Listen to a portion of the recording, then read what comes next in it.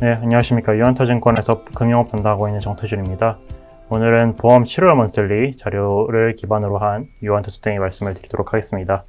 2분기 보험업 추선주에 대한 얘기고요. 일단 프리뷰가 좀 주된 내용인데 그 생명보험부터 말씀을 드리겠습니다. 생명보험은 삼성생명하고 하나생명은 컨센서스를 하회할 걸로 보고 있고, 그 다음에 동양생명하고 미래세생명은 컨센서스 부합 또는 상회를 할 거다라고 보고 있는데, 사실 지금 뭐 생명보험업 자체는 보험 손익이라든지 아니면 뭐 투자 손익이라든지 책임준비금 전입액이라든지 이런 각각의 영업이익을 구성하는 항목들에 있어서 뭐 이익이 개선이 되는 사이클은 아니다라고 보시면 될 것 같습니다.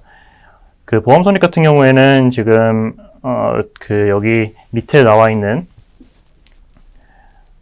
그 손해율 상승 영향은 비슷하지만 이렇게 되어 있는 내용에서 이제 요약이 되어 있는데, 이게 손해율이 왜 상승을 할 거다라고 보냐면 기타 보장성 쪽에서 그 생명보험이 주로 팔았던 기타 보장성 상품 쪽에서 청구가 증가를 하기 때문이고요. 뭐 쉬운 말로 말씀을 드리면 2분기 때 코로나 상황이 좀 완화가 되면서 사람들이 이제 이동도 많이 하고 보험금 청구도 많이 했다라고 이해를 하시면 될 것 같습니다. 근데 이제 손해보험은 이따가 말씀을 드리겠지만 손해율이 잘 나오는 양상을 보이고 있는데, 손해보험과 생명보험의 차이는 생보 상품에서는 보험료가 크게 오르지 않았고 손해보험 상품에서 보험료가 크게 올랐기 때문이다. 그래서 이 차이 때문에 손해율에서 차이가 난다라고 보시면 될 것 같습니다. 손해율에서 상승이 있기 때문에 보험 손익이 악화되는 양상이다라고 보시면 될 것 같고요. 그 다음에 이제 투자 손익단에서는 증시 상승이 둔화가 되고, 그 다음에 장기금리가 하락을 하면서 이 신규 투자 이원의 면에 있어서 투자 손익이 감소를 하고, 그 다음에 책임준비금 전입액은 오히려 좀 이렇게 증가를 하는 양상을 보실 수가 있는데요. 이 책임준비금 전입액이라는 게 자체가 영업이익에서 차감 항목이다 보니까 이건 이제 내려갈수록 좋은 거다라고 보시면 되는데, 보통 증시가 오르고 금리가 오르고 하다 보면 변액보험 보증준비금 전입액이 환입이 발생을 하면서, 그러니까 변액보험에 대해서 생명보험사들이 줘야 되는 돈의 적립금이 줄어든다라고 보시면 되는데, 그 요소가 반영이 되면서 책임준비금 전입액이 줄어들고 이익이 잘 나오는 그런 형태가 나타나는데, 지금 아까 말씀드렸던 것처럼 증시 상승이 둔화가 되고 금리가 하락을 하기 때문에 반대의 양상이다. 그래서 결과적으로는 지금 각 항목별로 봤을 때 생명보험은 이익 사이클이 안 좋은 구간에 들어가 있다, 이렇게 볼 수가 있습니다. 근데 이제 동양생명하고 미래세생명은 삼성하고 한화랑 좀 다른 점은 이 두 회사들은 변액보증준비금에 대한 그 변동폭 자체가 크지 않습니다. 동양생명은 변액보험을 거의 안 팔았고, 미래세생명은 변동금리와 변액보험 위주로 팔다 보니까 그 차이가 좀 있고요. 그리고 이제 동양생명은 전년 동기에 무슨 그 환차손 같은 게 좀 대규모로 잡힌 게 있다 보니까 그게 이제 좀 소멸을 하는 영향으로 해서 전년 동기 대비해서 이익이 증가를 하고, 미래세생명은 사실 지금 사업비 드라이브를 걸고 있다 보니까 보험 손익 자체는 크게 훼손이 되긴 했는데, 이번에는 이제 그 건물, 그러니까 부동산 펀드를 그 처분한 이익이 좀 붙을 전망이다 보니까 그것 때문에 이번에는 좀 일회성 이익이 반영이 돼서 이익이 컨센서스를 상회할 것이다, 이렇게 보고 있습니다.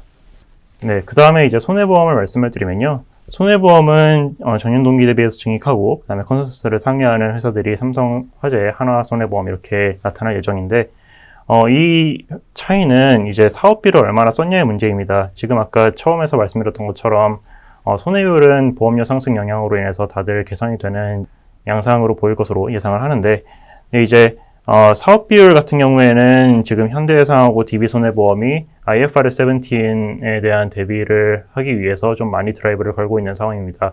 이게 이제 IFRS 17에 대해서 말씀을 드리면 지금 현재의 회계 방식 같은 경우에는 현금 흐름 방식이라고 해서, 예를 들어서 뭐 10년에 매년 1,000원 동안 보험료 수익이 들어오는 그런 계약을 팔았다라고 하면 1년차 매출은 1,000원, 그 다음에 그 계약, 10,000원짜리 계약에 대해서 뭐 한 50%가 사업비다라고 하면 이제 1년차 사업비가 4,000원, 2년차 사업비가 1,000원 뭐 이런 식으로 들어가기 때문에 1년차 이익은 그 수익 1,000원에서 이제 비용 4,000원 빼서 마이너스 3,000원 이렇게 되는 구조가 되고, 그 다음에 이제 2년차에 비입이 되고 3년차부터 이익이 나는 그런 구조인데, 이제 이런 구조를 가지고 있다 보니까 아무리 그 마진이 남는 계약을 팔아도 1년차에는 손실이 나기 마련입니다. 그래서 판매를 그렇게 크게 드라이브를 걸 수 없었고요. 그런데 이제 IFRS 17이 들어오게 되면 이제 크게 바뀌는 게 매출 인식 방식으로 바뀝니다. 그래서 10,000원짜리 보험을 팔면 그 10,000원짜리 보험의 현재 가치를 그냥 다 수익으로 잡고 그 다음에 비용을 인식을 하기 때문에 마진 남는 상품을 팔면 이익이 나는 구조가 되는 거고요. 그래서 판매를 크게 증가를 시킬 것이다. 근데 이제 그게 하루아침에 되지 않기 때문에 지금부터 판매를 끌어올릴 계획을 가지고 있습니다. 그래서 DB랑 현대 위주로 지금 사업비가 좀 반등을 할 것으로 예상을 하고 있고, 이게 이제 22년, 23년 갈 때까지 좀 꾸준하게 나타나지 않을까 이렇게 보고 있는데, 이게 이제 뭐 비단 DB랑 현대의 문제만이 아니라 모든 손보사에 해당이 되는 얘기다 보니까 누가 가장 그러면 사업비를 크게 끌어올릴 수 있는가가 중요한 이슈다라고 보고 있습니다.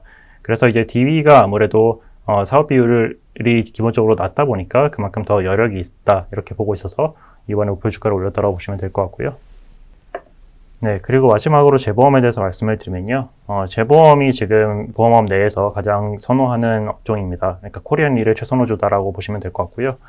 코리안리를 가장 좋게 보는 거는 이 부문별 합산 비율에서 보시는 것처럼 지금 보험료가 꾸준하게 오르고 그 다음에 코로나 관련 피해가 감소를 하면서 이 손해율이 개선이 되는 추세에 있고, 그 다음에 아까 말씀드렸던 그런 손해보험이나 생명보험단에서 발생할 수 있는 사업비율 경쟁이 여기서는 크게 발생하지 않을 것이다 라고 보고 있기 때문입니다. 지금 재보험사는 기본적으로 B2C 비즈니스가 아니라 B2B이다 보니까 기본적으로 이런 판매 경쟁에서 좀 상당히 한 발짝 떨어져 있다고 보면 되고요. 간접적으로 원수사들이 사업비가 올라가니까 여기로 전가를 시킬 수는 있겠지만, 근데 그게 직접적으로 크게 반영이 되지는 않는다. 그래서 실제로 2018년 이후로 사업비가 크게 원수사에서 상승을 했을 때 이 코리안리에서는 사업 비율이 크게 증가하지 않았습니다.